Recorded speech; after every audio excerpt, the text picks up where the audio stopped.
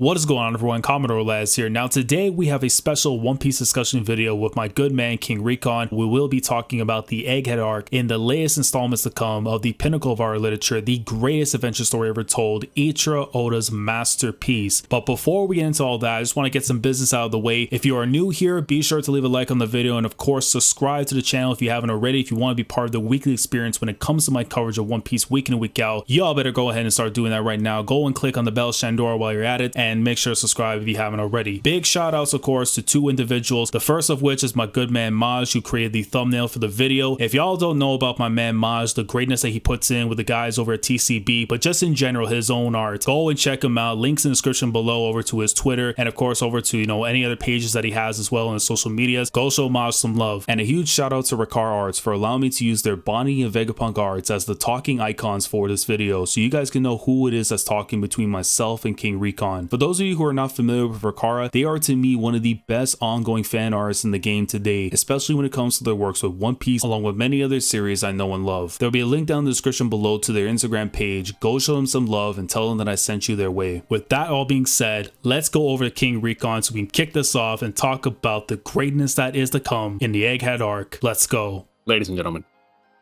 we are here today. It's a good day. Not only is Dr. Vegapunk finally here, not only has Laz fed the people with Jewelry Bonney, which by the way, Laz was the one mainly in charge of this for many upon many years. There was many doubters. Is Bonney really top tier? Should Bonney really be up there with the likes of Hancock, Robin, Nami? And Oda this week said yes, ladies and gentlemen, that Jewelry Bonney deserves to be in the conversation. And now we're about to get an arc dedicated to such a legendary character. And it's all thanks to my brother, my good brethren that is here in this call that has been driving this home for many years. But we are here today to not only discuss 1061, not only to discuss Egghead Island, but more importantly on top of that, we're going to have all of the wrestling and trails references, because today it is a shoot, brother. Let's go, dude. I'm ready. That was the perfect way you could put it, man, honestly. But yeah, so I mean, obviously, of course, the title of the video, we are going to be talking about why you should be hyped for the Egghead arc. Of course, me and Recon, we're always going to be hyped when it comes to anything with One Piece, and especially with this arc, but we're also going to be here telling you why you, the viewer, those who are listening in, should be excited for the Egghead arc. I mean, there's a lot of reasons we're going to go into, a lot of topics that if they do get brought up, they'll get brought up. If they don't, of course, if you want to leave your own inputs, your own ideas of what you want to see go down during this arc, of course, feel free to leave your own thoughts down in the comments below. If it's your first time watching, of course, subscribe if you haven't already. Go subscribe over to Recon as well, who does go and put in his own greatness, the hype when it comes to the One Piece greatness. And yeah, I mean, there is a lot that we have to go into. I don't know how much we'll get through, but I mean, let's just talk about, man, like Egghead arc has the potential to be probably one of the best arcs for the time skip, and it's for a lot of reasons that we can go into, but I think one of the first ones that comes to mind, Recon, is the fact that I haven't had this type of feeling going into an arc with such mysteriousness, such like when you're going like down the streets, you have no idea what directions you're going to be taking on that street. There's sometimes you get a chance of the GPS telling you, oh, we're going here, going there, going there. The last time we had that, was going from Punk Hazard to Dressrosa to Zoe to Ogeg Island to Wano, and bringing up Punk Hazard, coincidentally, because of what's going on here with Egghead. That's the last time I felt like when we went to an island, we had no idea what to expect. And then it laid the foundation for what we've gone through so far during the time skip. And now it's like that same energy, those same vibes have been brought back. So of course, going into 1061, the very start of the Egghead arc, I mean, I've seen your live reaction, you've seen mine. We know how we generally feel about what's been going on so far, but if you have to give a brief cap of what you've seen from 1061 and why you're excited, I mean, my man, lay it down on me right now. Yo, I mean, first and foremost, Vegapunk is here. Like, Vegapunk, facts. dude, this is...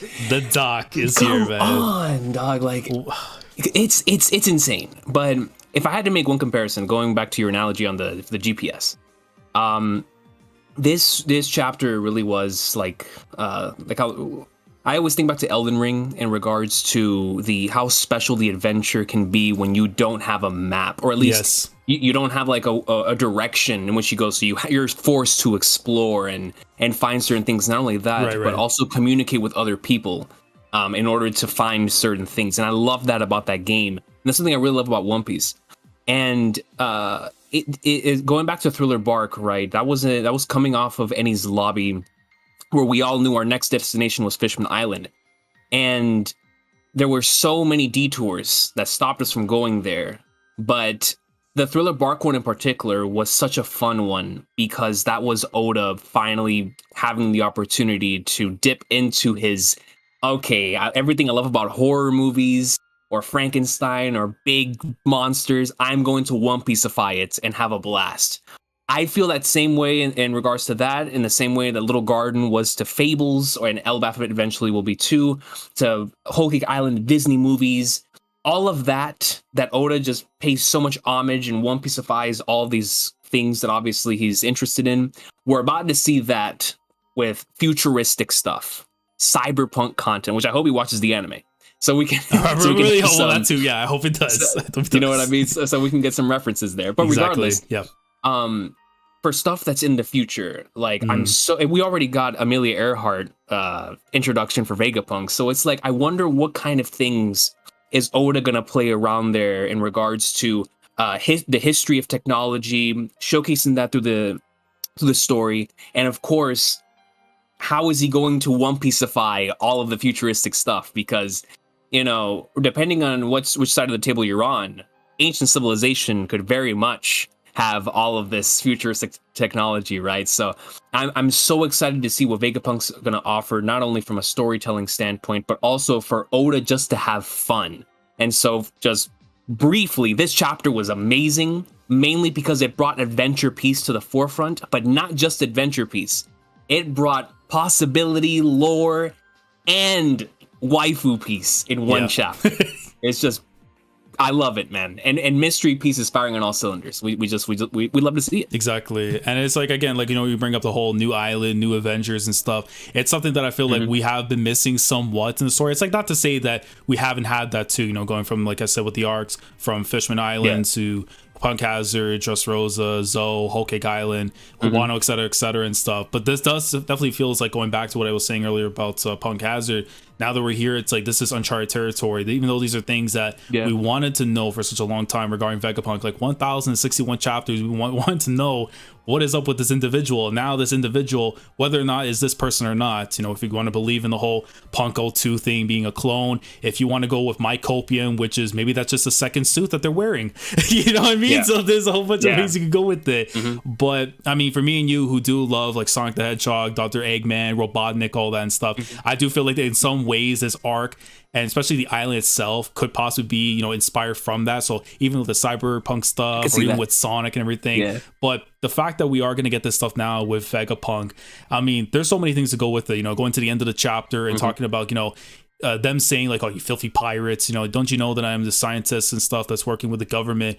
But I also feel like there's other factors too that we need to kind of incorporate into it, because when you go and look at the design when it comes to Vegapunk, or the clone, whatever it may be, and you see that they have like this helmet, the jacket, which by the way, the design is absolutely fire. If it's skin tight suit, it's fire. But so fire. But that main thing that came with it was when I saw the helmets, and how much, for whatever reason it was, that it reminded me of going back to To Kill a Wolf, with one of the individuals we saw in the Revolutionary Army, that's something sort of similar to that.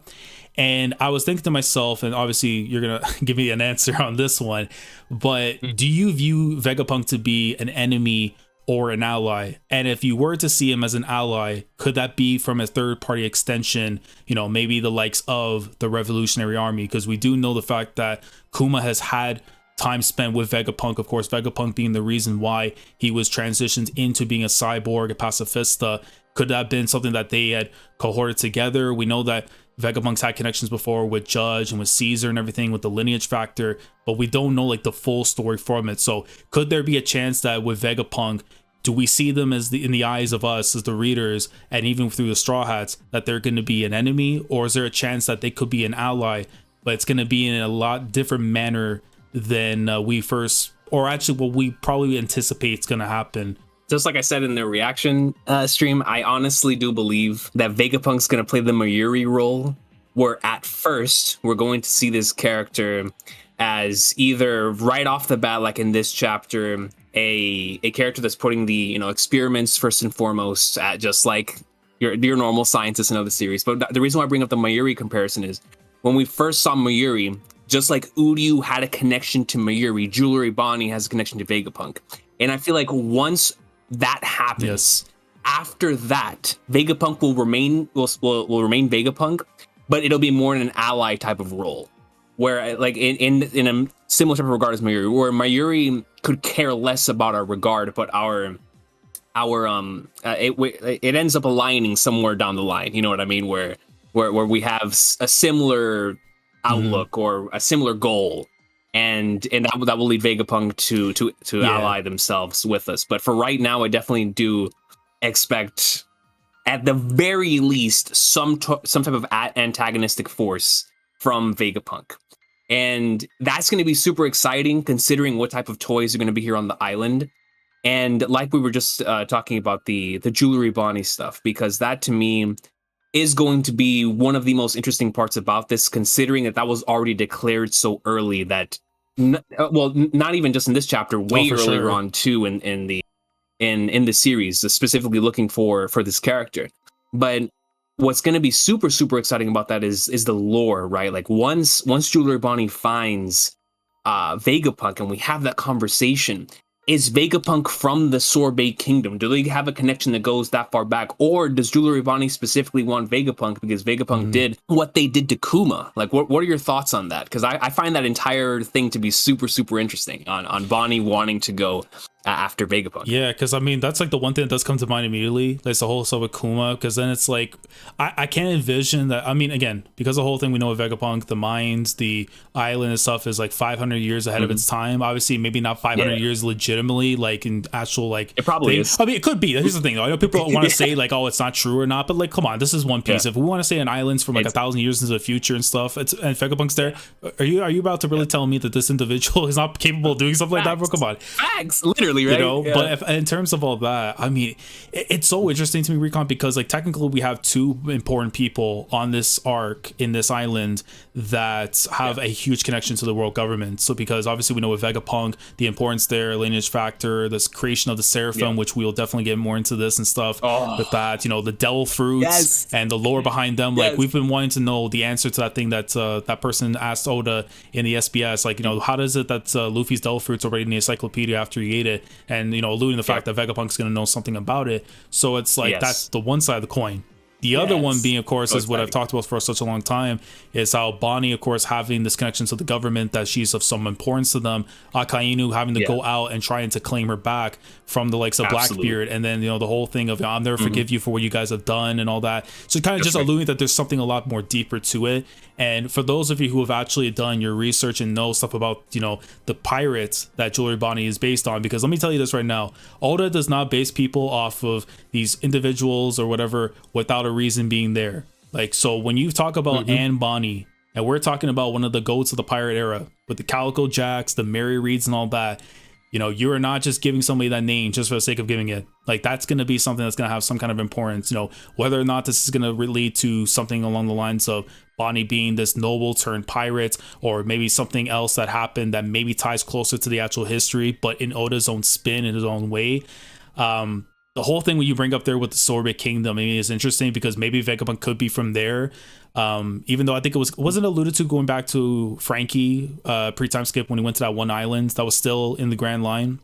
That it was there, and that was I'm trying to remember if that was exactly in this, like, because they say Grand Line, but like the South Blue, if it was in the there and stuff. So it depends. If it's closer to South Blue, then it makes more sense that it would be the Sorbet Kingdom, since we do know Bonney is supposed to be from there and everything, and more likely Kuma was from there, you know, during his time as a king and all that. So I mean, it also really depends too on what the color scheme is going to be for for Vegapunk, because I've seen people, they're playing around with the idea that she may have like half white, half red hair, and the tying in possibly the film red and stuff, and then the wildest of predictions that you can make, like Shanks is actually piped Vegapunk, and then we're gonna probably then we're actually probably gonna get Uta in the story. You know what I mean? Like again, this is One Piece, right? This is the one series I could gladly say that we could say something as wild as that possibly, and then maybe it comes true. Who knows?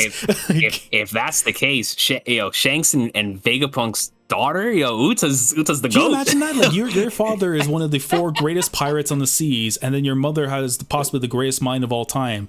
And if it isn't your real son and stuff, then at least you have somebody that's connect. Or again, there's so many ways it can go into. Uta's Estelle. Can you imagine? Oh my god. That would be shout out to Estelle Bright. I mean, hey, listen, if that's what we get here in the story, man, then Oda has been playing trailers on his breaks. Don't believe in the whole as he should. Exactly. Don't believe the whole thing that he's taking like rest breaks now. He's playing the greatest of Kiseki. He's playing the goat. Exactly. Right. But the whole thing with Vegapunk though, it's gonna be interesting, right? Because it depends on like if you believe that the individual we're seeing right now is Vegapunk. If it isn't, and it's going to be this older gentleman that we all assume it's going to be, going back Kuma's conversation, saying, that he had met him, that his mind was like 500 years into the future. If you go by Green Bull, saying how he met them and had this whole group, which we now know is Seraphim of the SSG, that's taking over the positions of the warlords and basically abolishing them, replacing them completely. We've already seen sort of what they're capable of, so it kind of gives an indication that Vegapunk is a problem. Potentially, if you get on the wrong side, then we have to be very wary of the mad scientist, right? So it really just depends on the direction where Oda wants to go with it. I do feel like if, going back again, saying if it's an old man that I'm thinking it could be now because of the whole thing, there's a lot of ways you can go into it. If this arc is going to have some similarities here and there to like Sonic the Hedgehog, and we kind of get like this Dr. Robotnik, Dr. Eggman kind of thing going on, then maybe we get something, maybe a nicer version in terms of design stuff, but maybe we get to see like that Oyaji Vegapunk, if we get something along the lines of like Mighty Morphin Power Rangers, and we see something like a Zordon, which it would be one of those things would be like such a rattle but hype at the same time. At this point, after I saw the Megazord this chapter, I'm down. Yeah, you know what I mean? So it's like, okay, if I get the floating brain, I'm gonna be angry at the fact that it's not in reality, but it's like, bro, Zordon respect, but come on. But honestly, I'm really hoping Oda decides to pull the wool over our eyes with this one and like try and like trick us a little bit to kind of make us think like, oh yeah, it's probably a clone, but no, it actually is like, just has multiple clones of themselves out there and everything. So yeah, I mean, it'll be interesting to see what the whole thing though will be with Bonney and with Vegapunk Bonney, and what's going to happen also with Kuma in that whole regard, because obviously we know Bonney wants to meet up with Vegapunk to have a piece of their mind and stuff, and whatever that whole thing is, because I feel like whenever that conversation does happen, like we were talking about before, it's going to open up everything that we need to know. And I do like the fact that, again, now kind of tying now with Straw Hats, the fact that they've been split up, that we have the Zoro side of the group is spending time right now at the moment with the alleged to be Vegapunk, and then we have the others in the form of Luffy, Chopper, Jinbei, and Bonney, who are actually on the island right now, who may end up being the first to actually run into what could be the real Vegapunk, and then whatever ends up being forced there. I wouldn't be surprised if Luffy's the one that meets the Vegapunk that has the Oda box.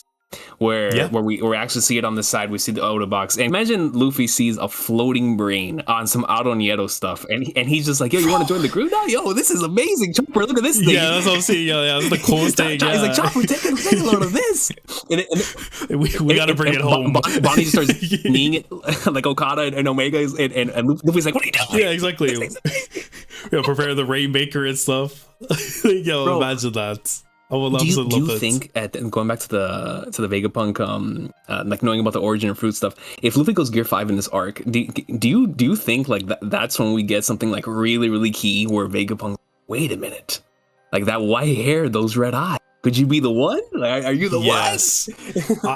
I think so, brother, because listen, if we know the fact that the Gumma Gumma Nomi is there, the Nika Nika fruits, I have to imagine is in that encyclopedia.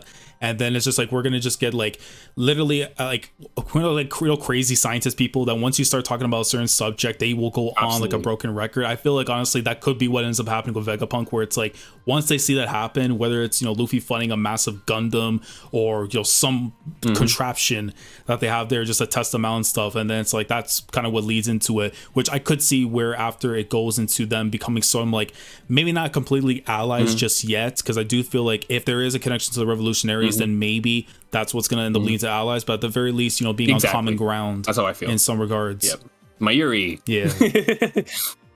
Yeah, basically, exactly. But how sick in the head are going to be? You know, is the Nemu? Are we seeing Nemu right now in front of us? So it's like, how wild is it going to be? You know, how sick is Oda going to go with it? So listen, we're not going to complain about it, but as long as it's not Gideon from Cold Steel, I'm good. Anybody else is fine. All right, listen, everybody else is fine. As long as I don't see a flute. If I don't see a flute, I'm so actually, good. It won't be that bad. It'll be just mechanical. You know, it won't be. It won't be the. I think we're good. I think we're so good. Listen, bro. I remember the one in Skywatch. You know what?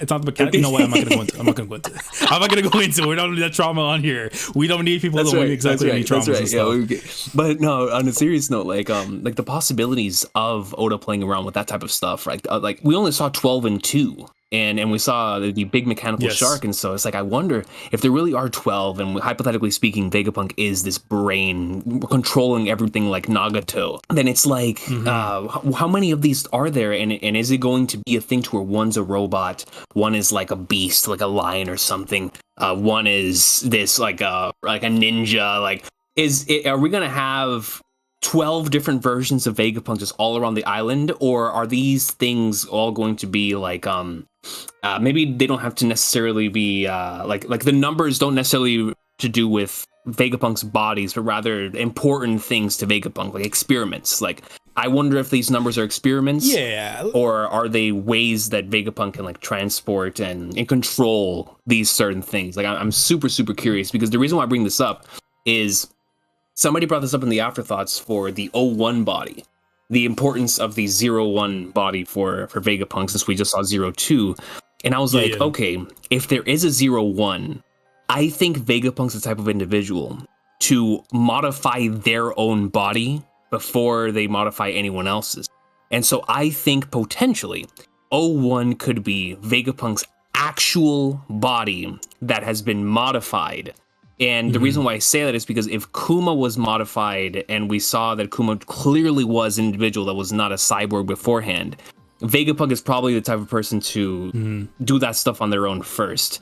And so when we cut over and we see Vegapunk, I wonder if we're going to see like the 01 body, and that's what we refer to Vegapunk as Vegapunk, or will the 02 body remain as Vegapunk if it really is like a brain that never wants to leave or something. So I'm super curious. Right. What do you think about the 1 through 12? And do you think the 01 is out here on some Ouroboros stuff? Yeah, no, I know. I was thinking honestly on that front as well too. I remember seeing another one after. I forgot who was it mentioned it, but they brought up like possibly Harry Potter with the Horcruxes.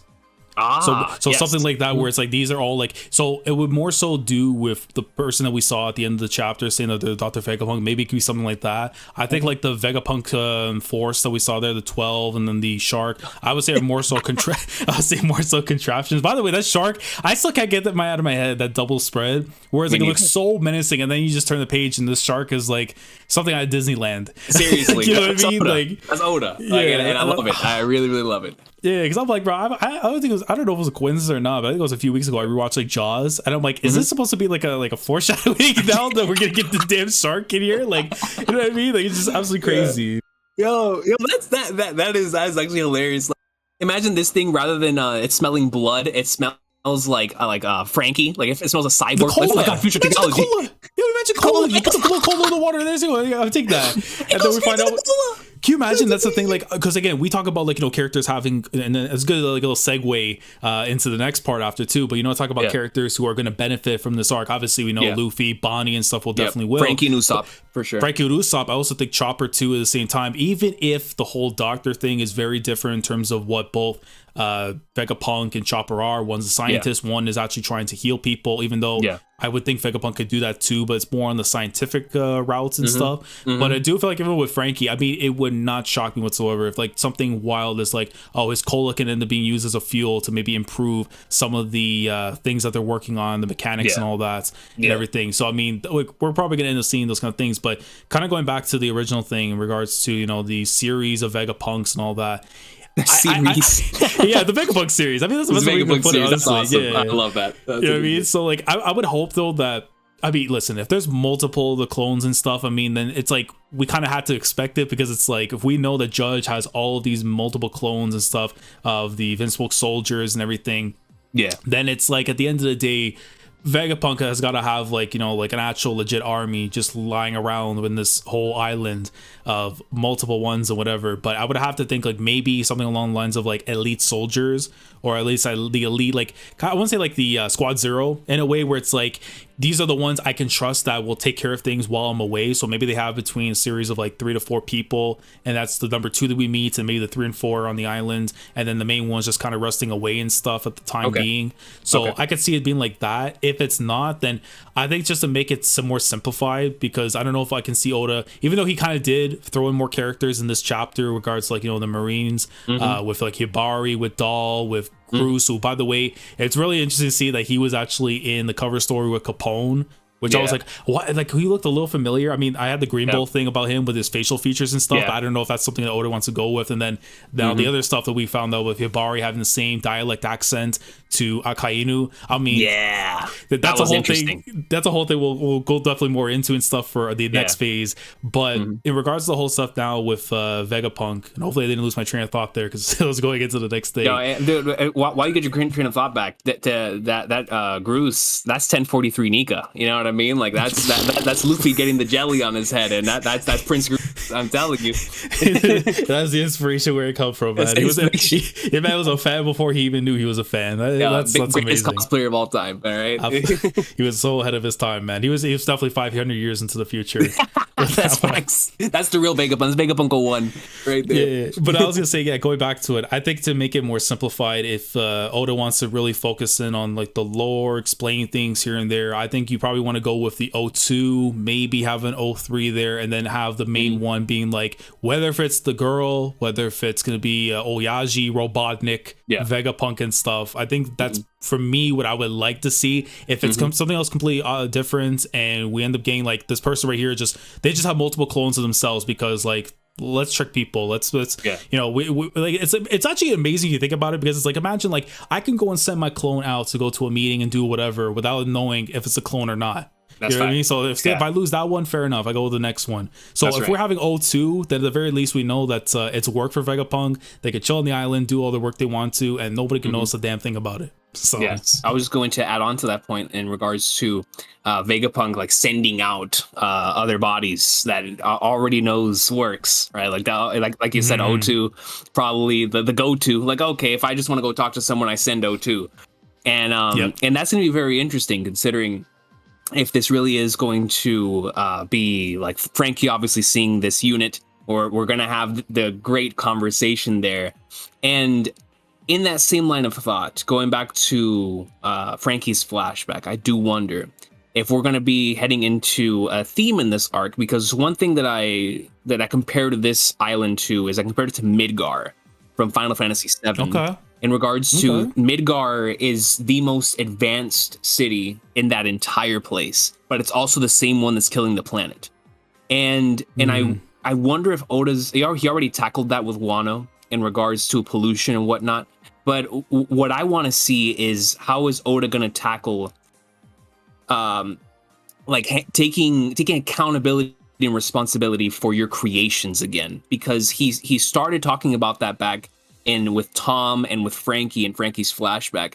And I wonder if now, with Vegapunk having done so many experiments, is this going to be an individual that actually values their experiments? Because that's going to create a contrast between them and Frankie, depending on what side of the spectrum Vegapunk's on. Because if Vegapunk is the type of individual to throw away, let's just say 02 is an experiment, disposable experiment, Frankie's not going to like that. It's like, yo, you need to, he's going to say exactly what Tom said. You got to respect your inventions, basically, like what you create. Yes. Yeah. And so I wonder if Oda's going to take that route. That would give a great character moments for Frankie and for Vegapunk. So I'm kind of hoping that we go that direction to create a connection between the two, because Vegapunk obviously has a lot to teach Frankie.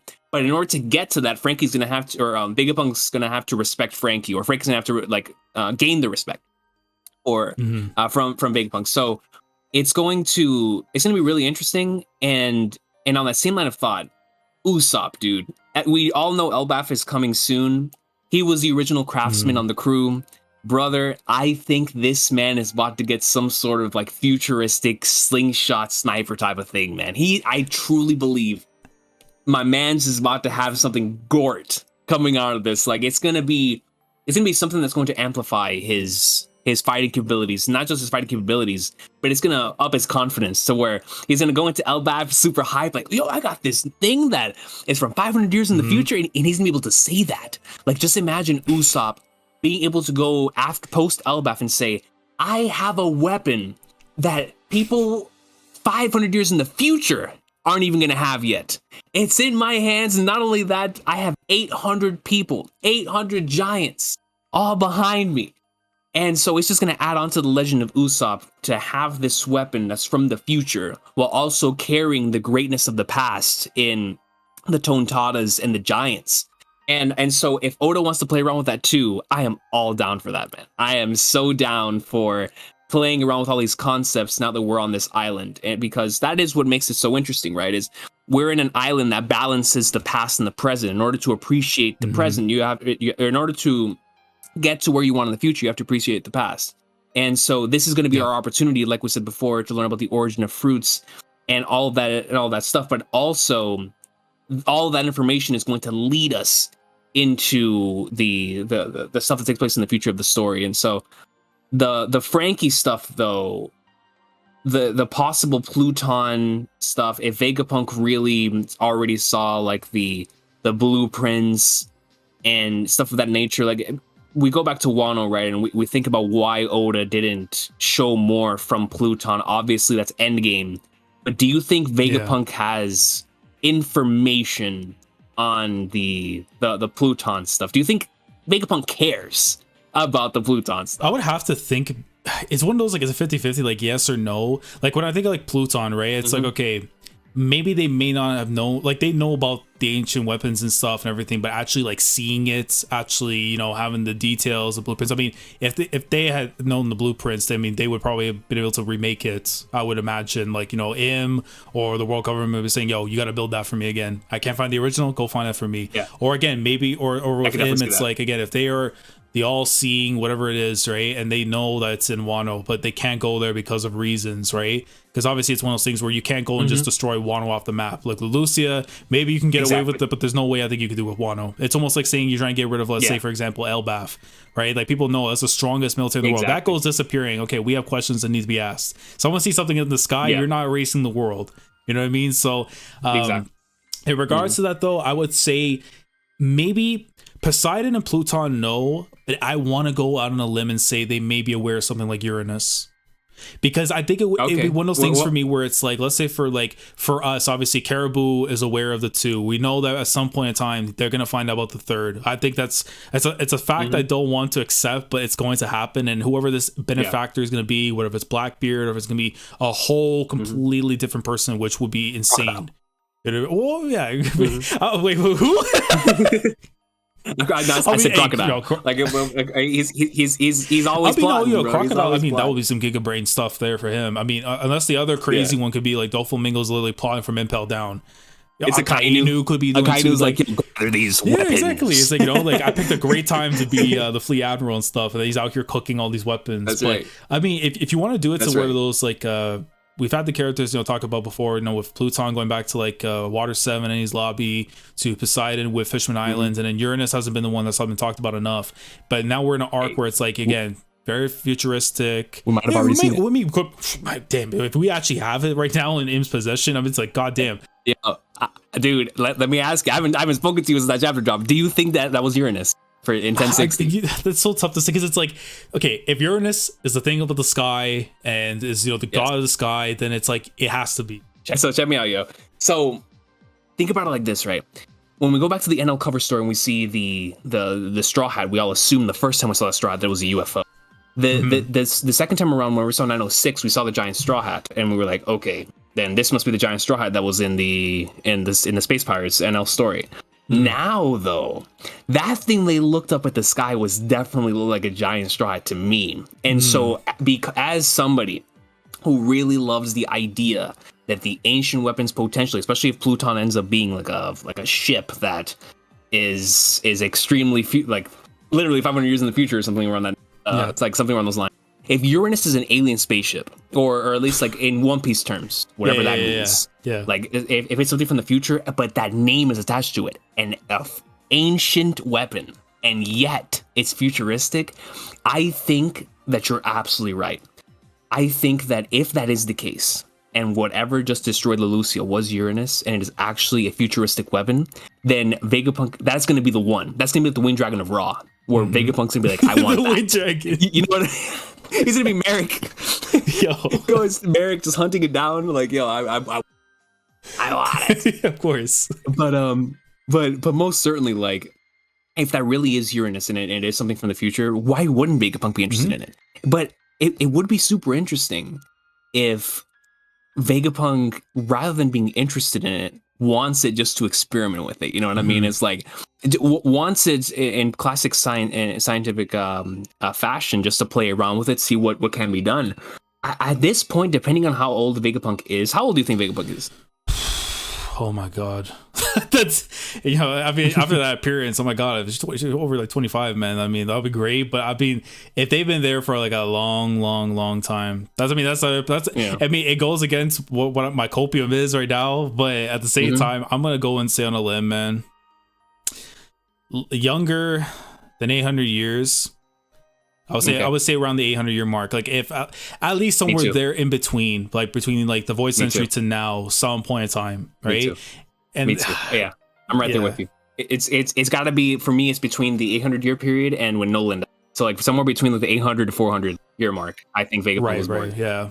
And has been causing insanity ever since. It's just like, it's just mad to think about. It's just like, because again, it's like for this person to have the amount of knowledge, to the experience and everything, they have to be, there's no way you can justify 100 years. So, and it's like, well, then there's the other thing about it too, right? Because I'm now just coming into mind, do we think that there's a chance, and this is Ichiro Oda's masterpiece, that he can do things like this possibly? Because we've talked about the idea of the Ope Ope no Mi, that we know that it does grant you the power of immortality at the cost of the person's life.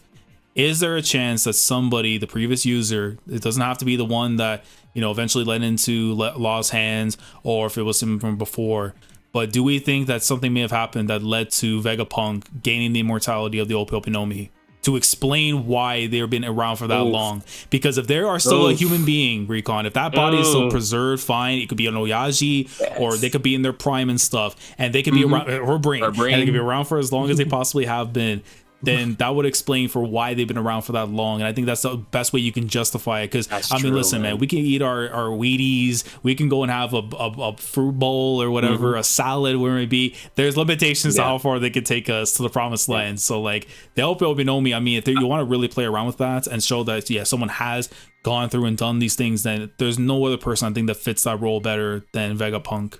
You're spitting, dude. I love that. And if it's not Vegapunk, I would say it's Bonney. Yeah, and I'll tell you why. I think if, depending on how old Kuma is, and that's why I made the connection between Kuma Bonney and Vegapunk. Depending on how old Kuma is, once we find that out, how old Kuma is, Bonnie's are going to be the same age. And so if we're going to say, let's just say Bonney, Toki, not Toki level, but they all come from, let's just say bare minimum, like 400 years ago. If like we're doing a big huge Gomu Gomu no Gear 5 if right here, but if it's not Vegapunk that had the Ope Ope no Mi, I would also really love the theory that Bonney has it, and that would also go back into your theory of why the world government is so interested on Bonney, and maybe it's not just a fruit, maybe it's also having this operation done on her or / on Vegapunk. And now, how did Dofi knows everything, but how did Dofi get that information? Like, what individual used the Ope Ope no Mi to give Vegapunk immortality? And it's like, Vegapunk, of course, must still be living with that. This had to have been someone who's important to Vegapunk. So it's like, I wonder what. God, bro, you just blew my mind. Legitimately, that makes so much sense. It makes so much sense. And then you bring up the thing now again, like, I'm just thinking, like, again, this I love about One Piece is like the things that just immediately just come back to your mind and stuff. But you remember what Doflamingo was saying, if I have the power of the Ope Ope no Mi and the national treasure that's in Mary Joie, I can literally go and rule the world. Oh my god.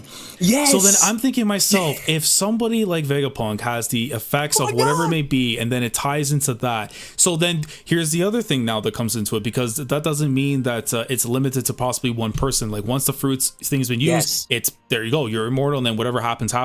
But then the effect can still happen to the next person. So what if it happened to Im, then happened to Vegapunk? Because it's like, if Im's going to preserve themselves, then they're going to need obviously a mad scientist to keep things in check. And who better than Vegapunk? Depending on how long they've been around, all that other stuff. And then, of course, if Bonney maybe is in that equation as well, that she came from long ago.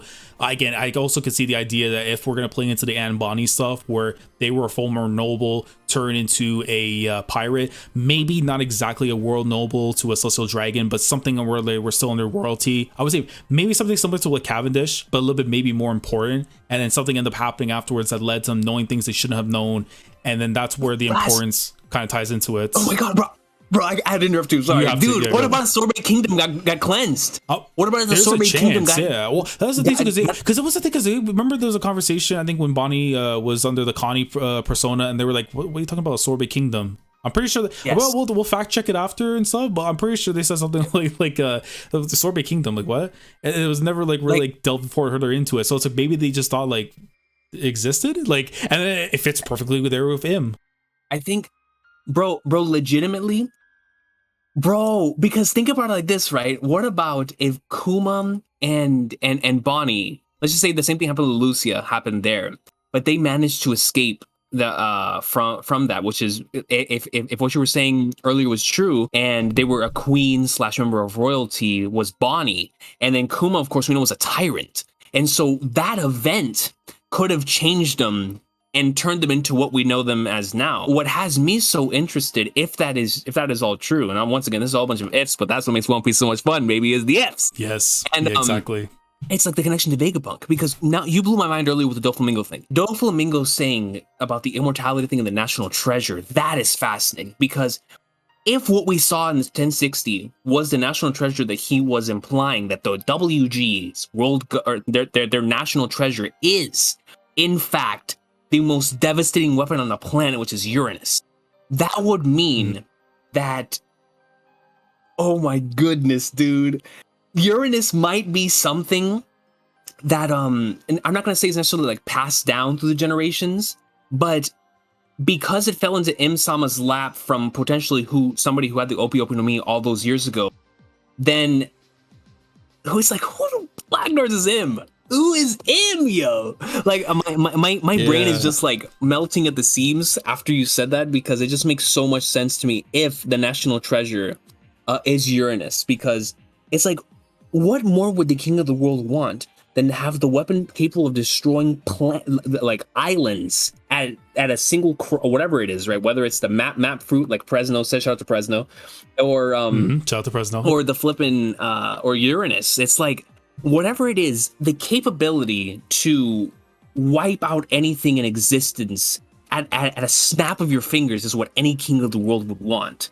And so it's like, does this really call back to the voice entry in regards to, was someone back then also using Uranus in the same exact way? Because Im had to have seen it from someone, like, as someone else had to have been using. There's an inspiration. You feel me? So it's like, and then the obvious counter to that is going to be Gear 5th. Like, you cannot destroy a planet with that if Luffy's there. He's just bouncing off.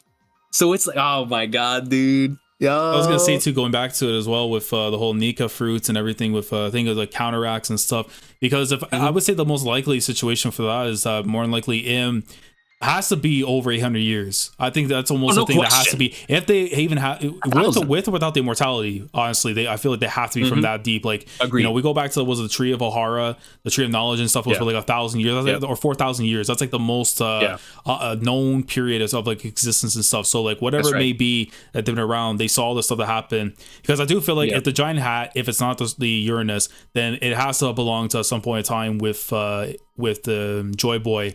And that's why I do feel like, you know, when we eventually go into Elbaf, I cannot see that being Zoe level arc like length. I just don't, because there's so much things, Recon, when you really look into like Elbaf. It's like, look, Im is supposed to be based on Norse mythology. with like the giants and all that stuff. And there's a reason we're getting this palate cleanser before Elbaf. Yes, exactly, because this feels like now the prelude to what we're going to get there, because I feel like Elbaf is going to be what changes the whole story. Like we're going to either if we going to get Void Sentry stuff, or we're going to learn stuff that is going to be the most eye-opening thing. It's like why Elbaf is the way it is right now, where no one's really gone and attacked and everything, the history and all these things that we're going to know. Yes, exactly. And I feel still like if it depends really what happens with Uranus, right? Because I've always been of the belief that it's going to be this airship that we've that I did a video whole thing talking about that and stuff, you know, because I've always questioned like why is it shout out to that video, shout out to the courageous Hashin. Yes, sir. But you know, in regards I just had to get it out there. But you know, but in regards to, because I mean, we talk about the Arc Maxim, right, being like the only flying ship and stuff, and I always felt it's weird. It's like One Piece has this world where it's like so imaginative, so immersive of its creations, that there's very few that are out there. And it's like I feel like if anything is going to go back and tie to like Enel and what's going on the moon and the races that he's finding out all about, that if Uranus is going to be something like that out of the sky, like a god of the sky that can literally cause down like destruction and erase anything possible that's there, I mean, like, dude, like that's because that's what I mean, because it's like it's so tough to say, because like the national treasure has to have some kind of connection to the OPOB. So like what is it that leads that to making that work? So I don't know if it's one of those where I want to believe that Uranus is going to be the national treasure, but the national treasure is something else completely different, then that changes everything from there. You know, like, I mean, the giant straw would be scary if it was something like that, but then if it's something else completely, something else, like because it could be a metaphorical national treasure, like we initially thought it was, where the existence of the giant straw hat, knowing what that actually is, would be catastrophic to WG. Like catastrophic. And going back to what you were saying earlier about the giant straw hats or the giant straw hat, oh, we're probably gonna see more of them, honestly. Who knows? Absolutely. Absolutely. But about the giant straw hat and its origins, like I also believe that it definitely belonged either to the original Joy Boy, or, as we've talked about many times, Thriller Bark continues with every arc to get more important. And I would not be shocked if Oda, whenever he put the shadow in Orz's body, he was telling us, I'm not saying that Orz was Joy Boy. What I am saying is that someone of that stature, someone of that size, potentially was wielding this, was holding the straw hat originally, which would make sense as to why maybe like Orz is an ancestor, or I'm sorry, came later on, like through the generations after the original person with the straw hat and Joy Boy, whatever. But what I'm trying to get to with that is the giant straw hat belonged in a giant. And if that is the case, we already see within the flashback for Big Mom that the individuals there all universally, even like you said, with all the Norse and, you know, with Loki and all that stuff, universally within there, they worship the sun god. And so if that is the case, then that individual is a giant. Like, you know, we're talking about someone in Elbaf that everyone worshipped. So it's like, if that's it, then the original person who had the straw hat had to have been a giant. I mean, we could already tell because it was humongous. But I think once we get to Elbaf, going back to your comment on the arc's length, not only are we going to be getting massive information for end of series in regards to the Void Sentry, I think that might be the arc where we find out like super Luffy stuff. Like that could be the arc where, in regards to maybe not Luffy's backstory or anything, I think that'll definitely come soon. Yeah, but how the Delphi works and everything, and then how it ties back to Joy Boy, because it's like maybe because we know like they had pirates there. I think it was Beerfall, Waterfall. you know the two guys you're talking about, right? But we know they were what 300 to 400 years old and stuff, right? And obviously, like over the time of the story and everything, we haven't seen anyone else been able to unlock the awakening of the Goma Goma no Mi, and the second person we obviously know being Luffy, the first possibly being Joy Boy.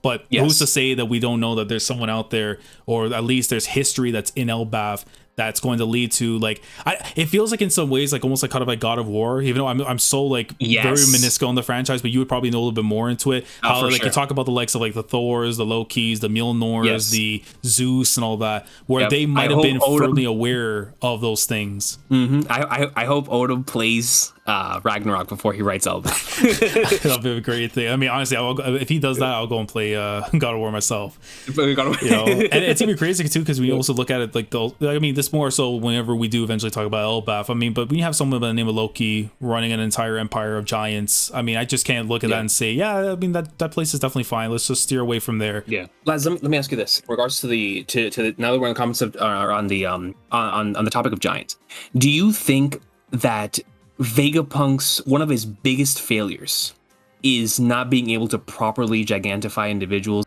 and in order to make up for that, he had to create the Seraphims? Because it looks like at this point, we don't see. It looks like what they originally wanted was the gigantification of humans, and they could not succeed. And in order to make up for that, they created these cyborg clones of the warlords. So do you think that's going to have an effect on Vegapunk's psyche to the point to where he's going to want to follow us to Elbaf? Do you think that could happen? That would be very interesting. And I honestly could see Oda maybe going down that route depending on how everything kind of goes into it. Because it does feel like going from Punk Hazard, what we learned with Kaido when he was trying to make like the numbers and everything too. It's like there's a lot of it. I feel like when we start to learn of like that, because Vegapunk, I mean, has their failures. I mean, we know with Momonosuke's Devil Fruits, it was dull, the quote unquote failure. Exactly. But then we saw the greatness that came from that at the end of Wano. Exactly. So I feel like, you know, if there was a moment, and I think Luffy can definitely say something after where it's like, you know, maybe they bring up the failure of the fruits, and then it's like Luffy says, no, that boy was cooking.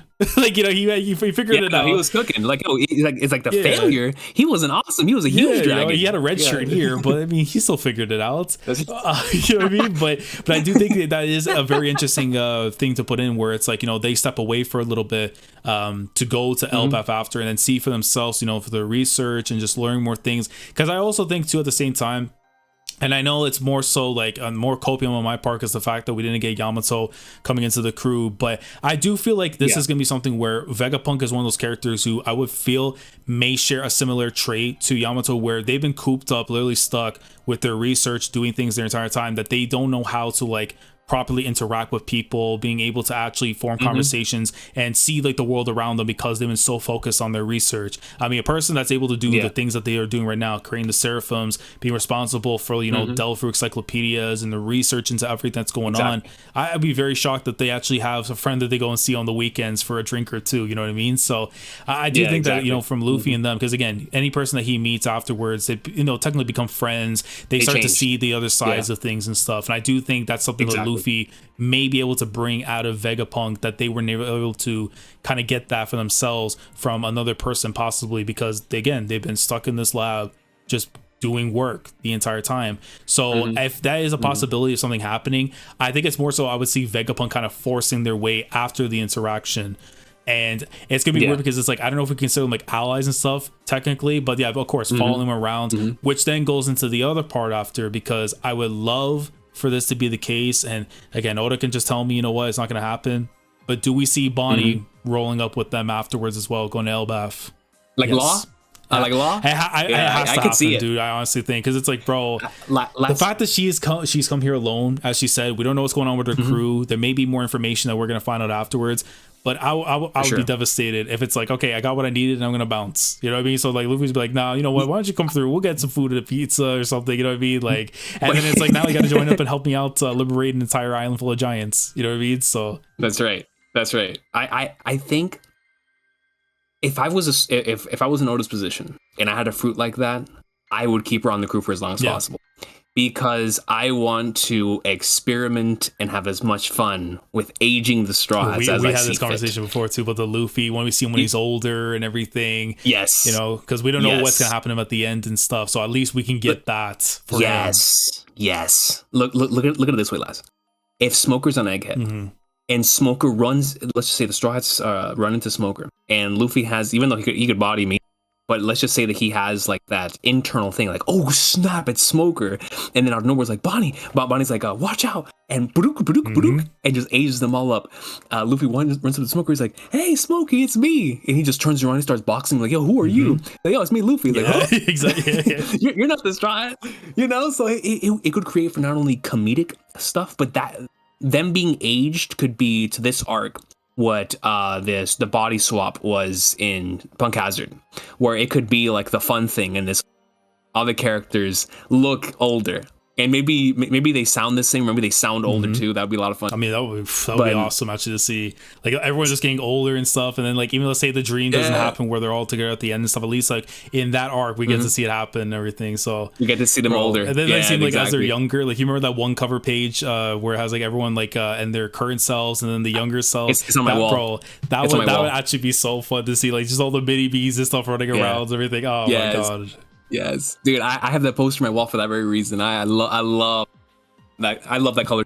Because I was just like bringing up too, like, you know, the whole thing with Vegapunk and Bonney. I mean, whatever happens here, I would love to see it have an extension going into the following arc afterwards. So like with Bonnie's case, I would like to see like, you know, them sticking around, because if they are coming in alone, I think it'll be kind of nuts to have her just go ahead and just be like, okay, I'm gonna go off on my own, and then something bad happens.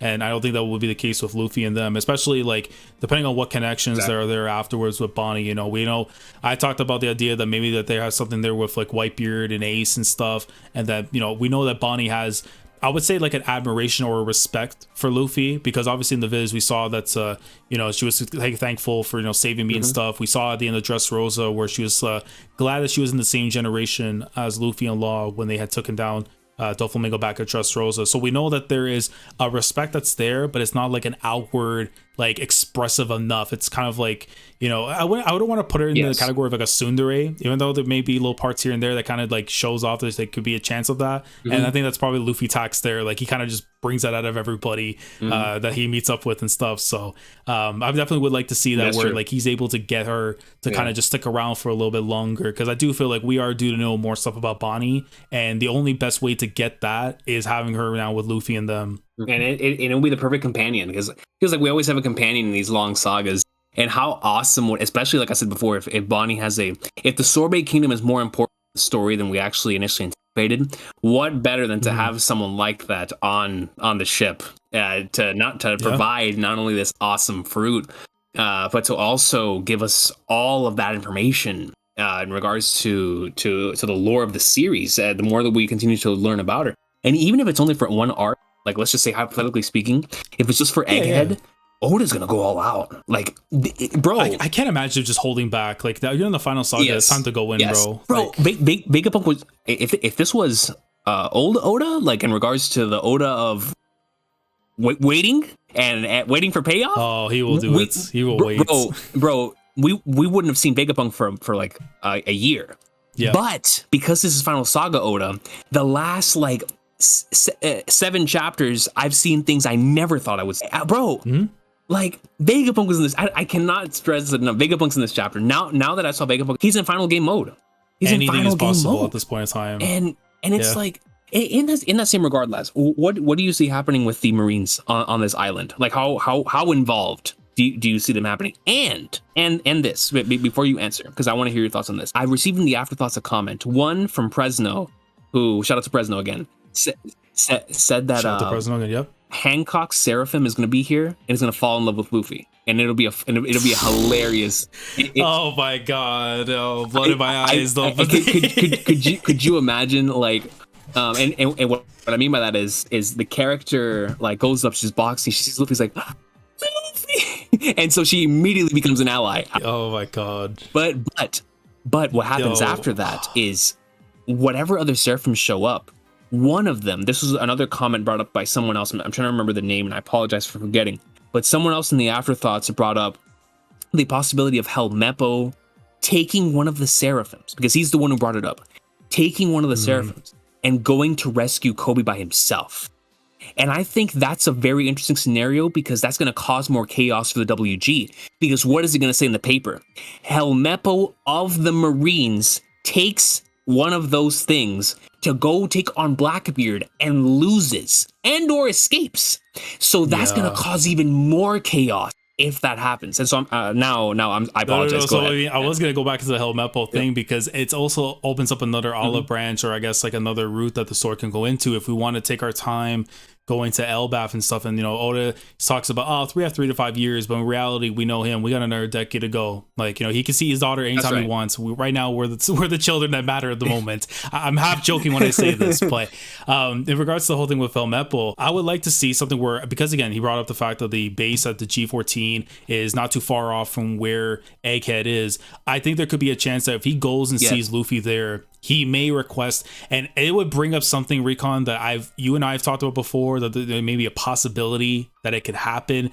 But could you imagine that Helmeppo asked Luffy to go and help rescue Kobe, and let's say they go to full elite, whether it's with Bonney and them, whether it's with Vegapunk and them, and they have that confrontation, the first confrontation with Blackbeard. And what do we know happened on Full Elite that was made famous that we experienced already with the Straw Hats? The modern day. Oh my gosh. Imagine Blackbeard says, you want the kid back? You want your boy back? You have to agree to a Davy back fight. Dude, I'm down. I am down, bro. I would lose my goddamn mind if Oda decides now is the time, because I've always thought maybe the chance of maybe Shanks and them just for jokes or whatever. Yeah. But if you want to take it down the serious route, I would honestly think that's something we could see happen, because then the most piratey thing ever created. Because brother, think about this right now. If you have Bonney there, remember the whole thing with Blackbeard wanting to make Bonney his woman? That chance happens there. If you have the possession of Vegapunk and Blackbeard's hands, how frightening is that you can do anything and make anything you want under that freak? Dude, yo, that's genius. You know what I'm saying? Because I heard in the afterthought, someone presented the idea of Blackbeard and Luffy meeting up here in the Island Full of Lead. But you talking about this in this way, I can see it 100%. Because listen, the one that Blackbeard really, really wants is, I mean, everyone wants Jewelry Bonney, but Blackbeard specifically wanted Jewelry Bonney. And so it's like, yo, I will do it. 1-to-1 exchange. My pink hair for your pink hair. Yeah. Let's go. They just go at it or something. I mean, it'll be the first thing. It won't be like the last fight, obviously, because I do feel like whenever they get to Raftel, that's going to be the Luffy versus Teach fight. If that's the final fight for the side of the One Piece, that's going to be the one right there. Whatever happens with Dragon and Sabo and stuff, that's going to be their thing.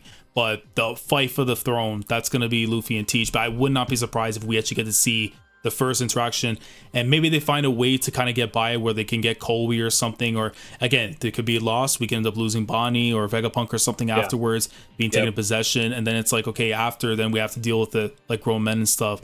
But I that would be a crazy thing to see with Helmeppo. But then the other side of the coin, and it really depends on where Oda wants to go with it, because I think it's definitely going to be due, and it is something I would love to talk about in a separate video.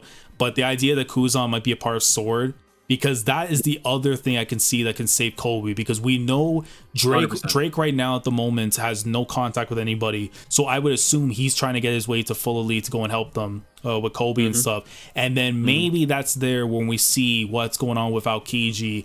And I mean, 100%. If Aokiji is like this underground Sword member where him and Akainu decided that, you know what, we'll fight it out to determine who's going to be Fleet Admiral, but whoever loses is going to basically become the Solid Snake, the underground guy that's going to go and do all these things for me. So, like, you know what I mean? It's going to be one of those where, like, Aokiji's still trying to perform justice, but it's like he has his own regime, his own little gimmick and stuff that he's doing, but it's not going to be alongside with Akainu and them. To kind of like make it like so separate, but like underground, they're still working together. So, I mean, that's the only way I can either see Kobe being rescued, and that's like that could be its own separate thing. But then the other one being, of course, the idea that a Davy back fight can happen because of Helmeppo asking Luffy to go there. But also regards to the Seraphim, because I do want to bring this up as well in regards to, we'll get the explanations and delve through lore. I honestly think that when we go to this island, because more than likely majority of the Seraphim are going to be there, and I think they're more than likely going to be based on past and the present warlords. So could you... We're going to be seeing a spooky one, bro. So, bro, here's my thing, right? Because they're all based on kids, and it very, very, very much depends on what the relationship is between Kuma and Bonney. Could we see a mini Kuma pull up, and then Bonney, whatever it is, something in her head just clicks that she remembers seeing the kid, whether if it's, her father, her son, whatever in God's name it may be, this connection and stuff that ends up triggering something inside of her, and then it's like, oh my God, and it just that's like the mental thing that just happens afterwards. I would love that. You know what I mean? Because I would love that, because we know Kuma before was supposed to be like a former king that left his kingdom, eventually became with the revolutionaries, and then all the stuff that we know now happened to him, being a warlord, the tyrants, and all that. And if Bonney is supposed to be based on the pirate, that it was a noble turned pirates. I mean, honestly, man, like, if you wanted to tie something like that there, that's the perfect way I think in this arc. If we see like the mini version, then there you go. And Facts. and then the other stuff too also as well is that, again, with Bonney, which is going to be very important for Luffy too, is that she knows a good deal of what happened in Mary Joie. I don't know if she saw the whole details regarding what happened with Sabo and the whole thing and everything. Yes. So, but and I would have to assume that if Kuma got fixed up by Limburg and stuff, and he was able to use his devil fruits and be able to send her away, which is where I think the whole thing with the Eddie comes into play.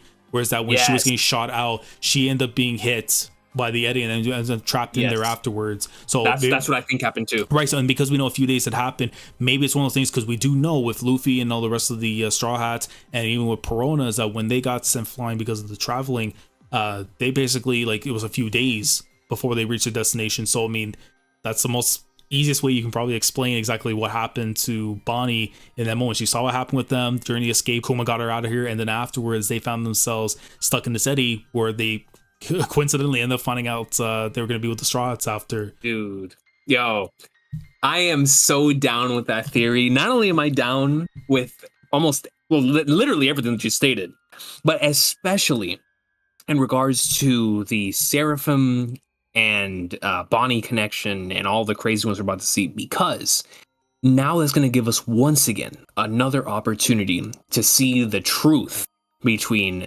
Kuma, Vegapunk, Bonney, and the Sorbet Kingdom. And if that is going to be that'll be the perfect transitionary device where Bonney looks at Kid Kuma and gets that flashback, and we finally get those answers. But on top of that, Les, what you brought up after that was very interesting. Now we're going to be, and after 1060, this is what I thought 1061 was going to be, was Bonney talking about what happened at the Reverie, because she saw what happened. I'm not sure if she saw the same thing Sabo saw in regards to Sabo seeing the empty throne, the individual sits there. I'm not sure if Bonney saw that, but even if she didn't see that, she knows what took place there, the actual true event. So this will be Oda's opportunity to play with fact and fiction, because Bonney could say something to the Straw Hats that we haven't heard. So, like, let's just say, hypothetically speaking, Sabo, let's just say, like, an example, Sabo destroyed Fujitora. Let's just say, like, as an example, Sabo took off Fujitora, and Green Bull, like, came down here to Wano, whatever. But in the papers, it said that Sabo took on 2 admirals. I'm just using that as, right, fact versus fiction of what actually happened.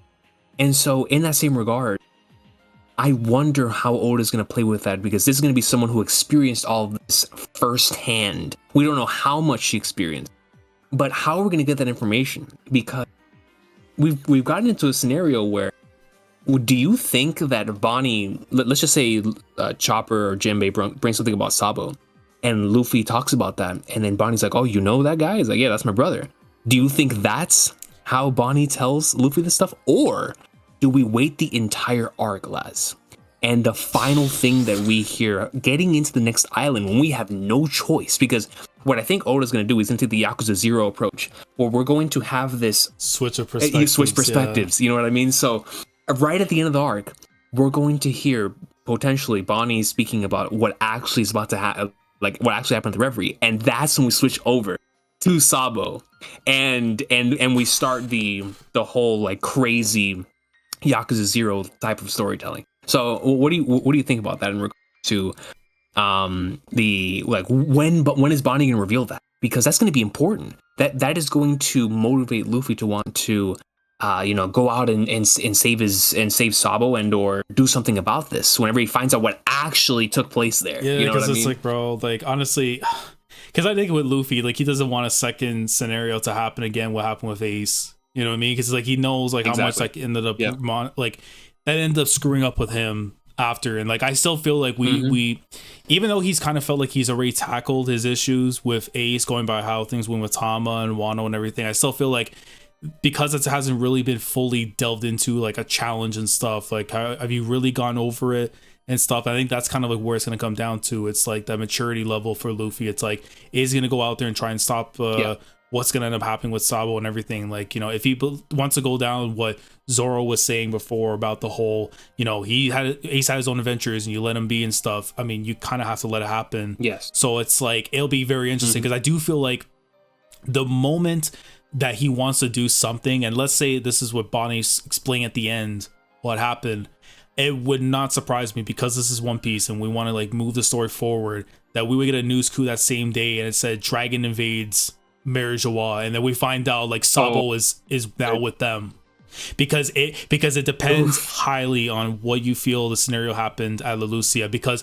when you look at from Sabo's point of view, when you look at his panels versus everyone else's there on the island, is that it does not show anything in terms of like scenery of the island itself. It almost feels like he's out at sea. That's correct. So my thing with him is that if at the worst case scenario it was shipwreck for him, and he, again, they say about his devil fruit has the potential to possibly like, you know, be able to like prevent a situation of like, you know, being attacked by the water or whatever, which I kind of find hard to imagine, because like your fire going into water and stuff, it'd just be a little crazy. But again, with him possibly getting near like you know, the shipwreck and stuff, and then maybe he's getting escorted out by somebody after, then that comes in to help him out, that'll be a scenario. But if something were to happen, then he eventually goes and contacts Dragon, that it's like, well, there's nothing to worry about because he's already laying waste possibly at the moment to Marijoa with Dragon. Like, after that whole thing that happened, man, like with the call and all that, I would be very shocked if Dragon's not on the move. I'd be very, very shocked if he's not going to do something. So I think at the very end of this arc, whenever Bonney wants to bring it up, I think Oda's just going to speed it forward and go with the news coup that like, yo, Dragon's on the move. Like something has happened, like Marijoa is burning or something crazy, and then oh like, my do gosh, you imagine like on the cover of the thing, it's literally the Revolutionary Army, but mainly the two figures there being Dragon and Sabo. We're about to run into a scenario where, just like you said, news coup comes in, and Robin or whoever reads going to be shook. Like, what is happening? And we're going to see like smoke coming out the Marijoa. And the big headline, like, we're not gonna be able to see it, but we're gonna see like the can it be? And then when we switch over, it's gonna be in flashback form, or it's gonna be black, say, a few hours earlier. And that's whenever we see, where I think that would be one that we actually see, where we see the Revolutionary Army invading. And then when it comes to present time, Laz, we finally get what you and I have been waiting for. The confrontation of legend, man. We finally get the confrontation of legend between Dragon and him. Bro. Please. Because here's my thing, too. Because you know when we go back to Sabo saying, like, oh, they saw someone on the empty throne? It would not surprise me if Dragon already knew that information, but everyone else didn't, because it's not to spook everyone, like, oh, like, you know what I mean? But now it's like to make sure that his superstitions were correct and the things that he knew. Now it's like, okay, now I can go confront this thing. Because honestly, bro, that's probably the confrontation I think I'm the most excited for in the whole series now. After all this stuff that's happening here, it's become the one. Like, because that literally just opens up the whole book of One Piece that Oda's just kept stored away. And that is going to be the ace period of the series of the final saga. It, even if they don't box, it's just that confrontation is going to set the stone for the rest of this. No question. Oh my god, no! But that's the thing with Egghead, man. It's like, even if like all the stuff that we're gonna see inside of the arc itself regarding Vegapunk with Bonney and all that, it does feel like eventually those little things will connect to what's going on the outside, and then it just moves everything forward. So it's like, I mean, it's like it's an arc that is 500 years into the future, but it really is going to push things in terms of what's going on with the present towards what's coming up in the future, in the near future, even more. So, oh my god! And then I'm trying to even think of like other things too. I mean, like the Seraphims and stuff too. Like, you know, the other ones that. What are some? Do we think we'll get all the warlords though? At this point, I think so. Maybe past and present. You know what I mean? I think we'll be seeing like a whole bunch. I'm not sure how many Oda wants to have just in this arc. I feel like in this arc, to save panel time, you probably have a few. Maybe the ones we've already seen, or the just one or two new ones. But I strongly do believe we're gonna see some new ones. I was gonna mention this because I don't know why it came to my mind, but thank God for Alabasta, right? Do you remember? And I think this might have been a filler scene, but no, it was in the manga too. Was with Luffy and the dugongs.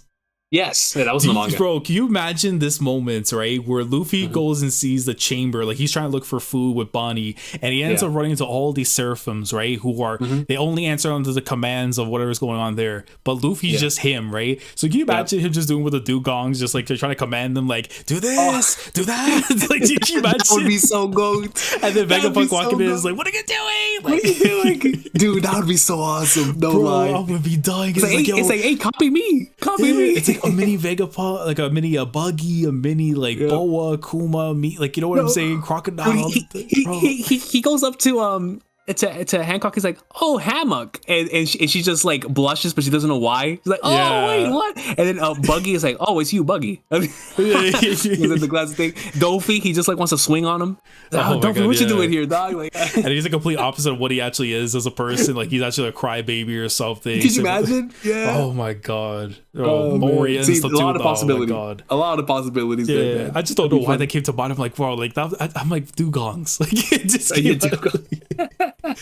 oh my god. Man. Dude, bro, no, but that's a lot of fun, man. See, those are the types of possibilities I'm so excited for, because like I said before, Oda, whenever he started off the final saga, he let everybody know, especially after the Gear 5th chapter, he was like, yo, it's my time to have fun. Like I'm gonna have fun, even though I know a lot of people aren't going to vibe with this because they're expecting a certain type of thing from this genre, from especially in this magazine. But I want to do things my way, and that's why Gear 5th is so special. And I do believe that in the final saga, we're going to be getting a lot of those similar type of things, where Oda's going to be having a blast, as we see it so far in the final saga. Like he told us heading into it, like this is going to be my last time to have fun with this series. So he's going to go all out and have a blast. And so far we've been seeing that. Like he is having, I can imagine, the time of his life drawing this. And for me, like we talked about at the very, very beginning of this, I am so excited to see those types of things that we saw like back in Thriller Bark, or in those arcs that have like those things that are exclusive to that arc. There's going to be things here, a vibe, characters, the little cyberfied, One Piece-ified things, like those things I'm so excited to see, especially in how they tie in thematically. And that, to me, I think is what I'm most excited for, Egghead. And everything else, of course, man, come on, dude. When we get to the origin of fruits, which is why I think that Oda in the last arc gave us the Nika, Robin's transformation, all that stuff, our first look at awakenings within people that we actually know. We got all of that, and also the little tidbit on whenever we got the little thing on the fruits choosing their owners. I think all of that was intentional, because this was next. And now when we have the content and we understand why fruits are in the way they are, then we can look back on awakenings, because I've always told people in regards to the Gear 5th transformation, especially the individuals that have continued to try to tell me that like it doesn't make any sense that Luffy just came back with no repercussions. I'm like, I think that was the way that fruit is activated. And I think every single fruit, it has like, or at least its initial activation, its initial awakening. And I think it has to do with the origin of devil fruits. I think once we figure out the origin of fruits, we're going to understand why the Nika Nika no Mi work does. And in that same line of thought, do you think that this arc is going to be where we find out the consequences for the bounty posters for both Frankie and Luffy, or just one of them? I don't see the Luffy one happening for a very long time. I think that's endgame. And what I mean by consequences is, in Frankie's bounty poster, obviously we see the Thousand Sunny. So that is going to have implications that either Frankie is going to fuse with the Sunny, he's going to become a big massive ship himself, or there's going to be something crazy with Frankie and the modifications coming out of this arc. And then of course with Luffy, from the Gear 5th moment up until this point, we have not seen his eyes in the bounty poster. And so with the final panel of 1044 having his eyes in it, and specifically hiding that within the bounty poster, I feel that's going to be so key for some moment in the series. There's going to be a moment in the series where somebody sees him in Gear 5th and looks at his eyes and is like, oh my god, like, oh wait, what's going on here? And so I don't know if Vegapunk's going to be one of those people to where he sees the eyes and be like, oh my god, you have the eye. Like you have the eye. And then we can get some sort of insight there. But I do think we're going to start seeing those consequences here. And I'm interested because obviously we've talked about that before. We talked about that back when Sanji things was happening. Yeah. The original Bonney poster consequence. Yep. But this one for Frankie and Luffy, what do you think about the potential incoming consequences for those two and on what we're about to see for the origin of fruits? Well, I mean, with the origin of fruits thing going back into it, I mean, once we get the encyclopedia of like where exactly they come from and everything, I've always loved the idea of like, you know, the Garden of Eden possibly being that. So, I do you know, believe so. maybe if there is like the actual like a tree or something that they came from and everything, because you know, we go and see like the room that Im is in and stuff is very like flowery, a lot of terrain of grass and stuff. Maybe that's just a small section of where the actual like garden and stuff is and everything, which would be crazy because I mean, it's like there's no way that somebody out there on an island has like this Delph fruit garden that they're just selling for, you know, a pop thing, right? So it's like they come from somewhere, and that's where I can see where it can go into where Oda, I mean, Vegapunk can actually go ahead and explain how exactly the whole thing works and stuff, and why they've been researching and doing all these things, because again, they come from the sea and all that, but we would find out afterwards it comes from possibly Mary Joie, from Im or whatever. In regards to the whole thing with the posters, I mean, the Frankie one's interesting because I saw like, you know, with the Sunny being implicated in there and stuff of like, you know, maybe he transforms, you know, combines with them and everything. I think maybe it's a possibility, or maybe the other thing too being is that whoever did the photography at the time, they probably just missed out on him, so they just go and picked up whatever that was available at the time. That's fact. And just like, you know what, it's like screw it, like, we'll just get him and stuff because whatever, we already got the cyborg thing. Maybe they thought he was a ship already, but it could also be the thing like you said, if there's a chance that he fuses afterwards with the ship, then that's also a foreshadowing that something could happen there. But if I were to go with maybe something that Morgan's or like, you know, whoever the photographer was at the time and stuff that took the photos, maybe they just say, you know what, he probably turned to this thing, whatever, just go take the photo and just move on to the next subject and stuff. But I do think the Luffy one's interesting because when you look at the poster, obviously the eyes aren't shown.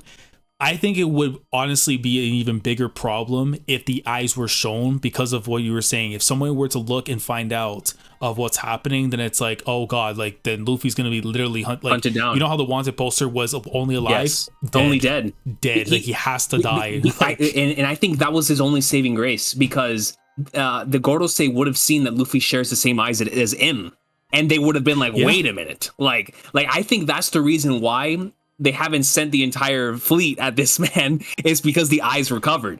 Because I feel like the eyes legitimately, there's a reason why Oda didn't show Luffy's eyes until the final panel. And I think that's so key. And then when I saw it covered in the Bonney poster, I was like, nah, this is most certainly something really, really spooky. All right. And once we get that, once again, if it is Vegapunk or whoever is going to be the individual that sees this, and it's going to have those consequences down the line, that remains to be seen. But whoever sees that and has that, like, oh, wait a minute, you're the one. You're the one. There's all excited and stuff after, because honestly, it's not, I don't think it's just the girl that knows about him. It's like, again, Dragon might have the suspicions or stuff, and Blackbeard could have something too. I wouldn't be surprised if what else Zebek had like some inklings there to it for sure. Zebek, right? There was a reason why God Valley got executed. I think the taboo subjects. It has to be. The taboos, and like I've told you this many times before, I'm never ruling out the possibility that Rox is in. I'm never ruling out the possibility. That's the other thing too, because it's like, you know, we'll find out eventually whenever we do with Film Red and all this other stuff and everything with it. But it's like it's like it mysteriously disappeared. Lucy all of a sudden mysteriously disappeared. It's like there's no it's not a coincidence. Like this, it happened. Like there's a reason for why things ended up the way they did and stuff. So it's like, again, if Zebek is him, it will be an absolutely wild twist. Right, but then I also think if this person is from, like, let's say years on or whatever. I mean, the other thing too you look at too is like, you know, switch up the hosts of the bodies and stuff. So Zebek may have lost his main body, but then it becomes that after. For sure. Yeah, and then it's like, you know, if with the help of like someone like Vegapunk to help preserve them in like those later stages and stuff or whatever, possibly. So I mean, there's so many ways they just put it right there. So many ways, man. So many ways. Oh my god! But then I'm trying to think also too, because like you say with Zebek. But the original topic though, going with like the whole thing with Luffy and them, I think whenever Vegapunk does see it, because again, I think because with most people, let's say if some random person would see him, they would probably die of shock, because it's like not even just a fact of like, oh my god, it's Im-sama, but it's like, who are you, and then just get executed. So like with Vegapunk, it's like, oh my god, you just like that Oh, bro, can you imagine that Im's gets spilled over to the straw? It's because of Vegapunk. Oh, bro, that would be so quick. Yo, bro, what about if Vegapunk says, oh, it's like, whoa, you look like the king. Bro, it's like, what are you talking about? And then it's just like, everyone in the room just looks so shook. Like, what is he talking about? Like, oh, bro. what? No, can you imagine that, like, that they have a photo of Im, and then that's how, no, Recon, this is why I love One Piece. This is why I love One Piece and Imagination Piece, bro. That's what we're gonna call it. But can you imagine, like, again, perspective changes, and the perspectives are following that of Luffy and Dragon. So Dragon's making the move to Marijoa. Right? Yes. And then in that conversation, what's going on with Vegapunk and Luffy, they show an image, and side by side, it's like you see the image of, and depends on where we feel with it, because you know where I've always talked about the idea that maybe, you know, Dragon's wife and stuff, maybe a celestial dragon stuff, that we see side by side, that's Im, and then from Dragon's point of view being his girl. I love that. That would be absolutely nuts. It would be like the final chapter of Whole Cake Island. Remember when it was Zeph and Sanji? But this time it's going to be Luffy and Dragon both looking at an image of Im. Dude, I would love that. Or even crazier, if you want to really go down that series' route, I'm talking about the one with the orange jumpsuits, the Obito. Okay. Imagine before that reveal, it goes into like the flashback of what happened that led to Dragon possibly becoming the thing, and then it just it ties, and then all of a sudden you get that one, the first spread, the double spread that we haven't had in a long time, where there's no little panels and stuff to the side by side of just Im, and it's Im, bro. That would be one of the greatest panels in the history of the series, bro. Dude. Oh, that's what I mean, bro. Like, it's just so many things there. Like, yo, that would honestly, like, I wouldn't be able to think straight. I would have to call off work for weeks. And just, bro, you know how much money everyone, if you have a therapist, if you're listening right now, you might actually end up giving your therapist more money than they should have because of this series. Like, it's you know, he's like, why are you here? Because, Dope piece, like, you know, imagination piece, like. Why are you here? Like, you know what I'm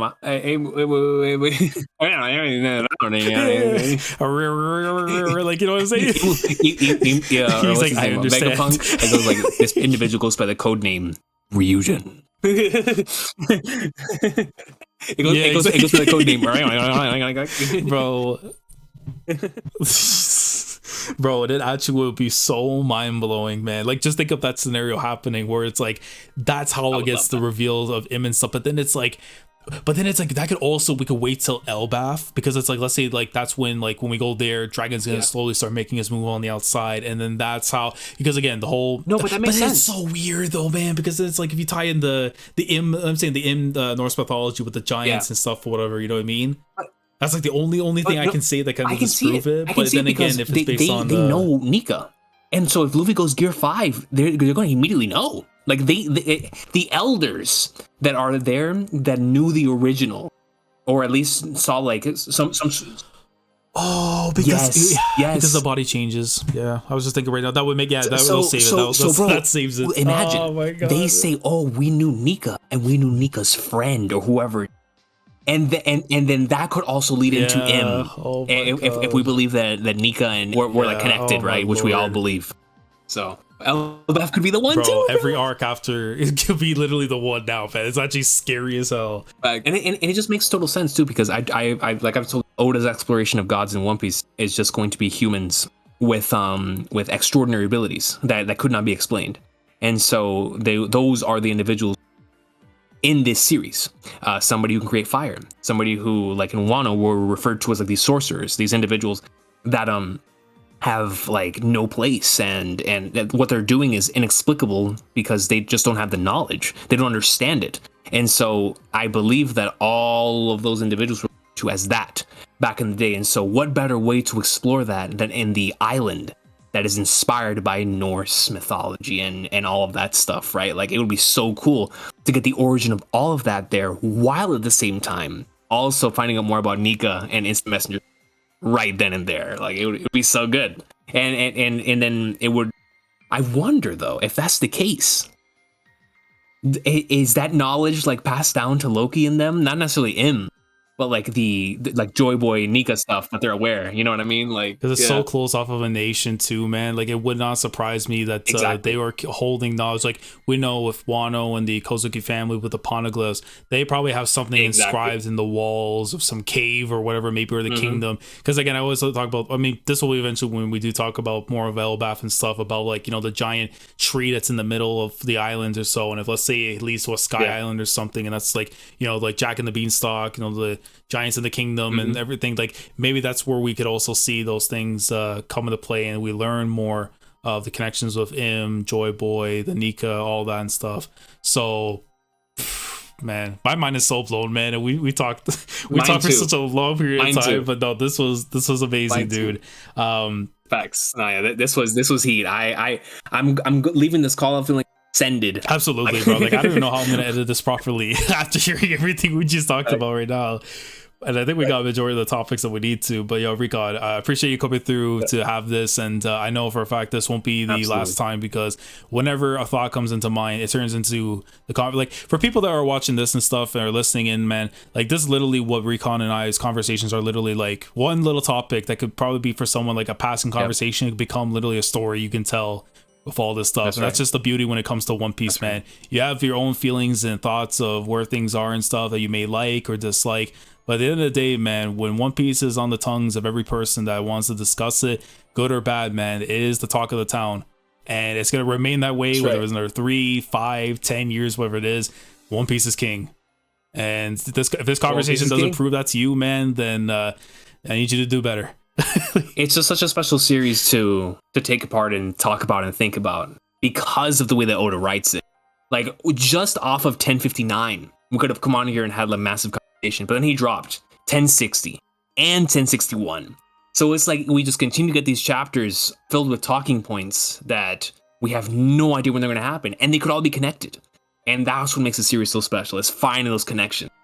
And then when Laz presents connections I've never thought of, man, let's go, we're cooking. And then Recon brings up something after where, like, if for whatever reason the iota is not coming into my mind, and it does, and then it's like that opens up another. It's like the little atoms start to split off. Now I understand probably what it is like. We're gonna be like inside Vegapunk's mind. Why they're so creative and everything is because they go through the stuff that we're going through. You know what I mean? Like exactly. Oh my god. It has the Jimmy Neutron brain blast. That's what I'm saying, bro. Go into the brain and everything, bro. Nah, man. Go into the brain. This Vegapunk, Egghead, just in general, man. I mean, like, if you need another reason for why you should be hyped for the Egghead arc, and what we just talked about right now isn't enough, man, then like I said, please do better. But man, this was an amazing conversation. If you guys enjoyed what you listened to today, please leave a like on the video, and of course be sure to subscribe, not just to myself, but of course to King Recon, who does of course talk about the greatness of One Piece week in, week out, to the live streams, the afterthoughts, and literally if Oda decides he wants to tell him, listen man, you gotta talk about this because I know you are gonna be the one that does it, then he, by goddamn it, he's gonna go and do that. Whether it's on a peg leg, whether it's gonna be with an eye patch, it don't even matter what it is. My boy is just gonna be going in. And likewise on myself, when I do have time, when I'm not over doing recall missions and stuff on my own end and everything too, which is the best way I can go with it. But we can go in there like swimwear, man. But again, as I said, if you guys enjoy what you saw here today, like the video if you enjoy, subscribe if you haven't already, click on the bell as Shandora for on myself, and of course with Recon to stay up to date with everything that goes on both of our channels. And Recon, if you want to say any final words before we close this off. I don't know when this is going up, but people, Trails from Zero is going to be going live. Y'all already know the greatness, Kiseki, the Trails awesome sauce. Ladies and gentlemen, if you have not done yourself that favor, consider it. Ponder it. Think about it. Trail's greatness. We'd love to see it. But Laz, thank you so much for having me. Absolutely, brother. And I'll co-sign with that as well. If you want to experience the One Piece of JRPGs, I cannot stress enough anymore than to go and play the Trail series, Kiseki, whichever you want to go with it. If you want to experience One Piece in JRPG form in terms of the adventure aspect, the characters, stories, fights, soundtracks, all that kind of stuff, no better place to go and re-experience, or at least have the energy of One Piece be felt in another story than in the likes of Trails. So that co-sign's there. There may be links down in the description of a way to go and play these games and stuff. If you want, you know, during the break time, that's probably the best way I can say. If you want to have something on your mind during these break weeks and everything too, alongside the videos, of course, we do discussions, all that. that's definitely the cosign there. But Recon, I appreciate greatly for you coming on through. This won't be the last time, of course. Whenever Oda decides to tell us another tidbit of detail that we can turn a breadcrumb into a loaf of bread, I mean, that's what we're going to be doing on here, man. But thank you guys for watching. Again, like, comment, subscribe if you enjoyed everything you saw today, and we will catch you guys in the next one. Commodore Last signing off. Thanks so much for watching, and as always, take care. Goat, peak.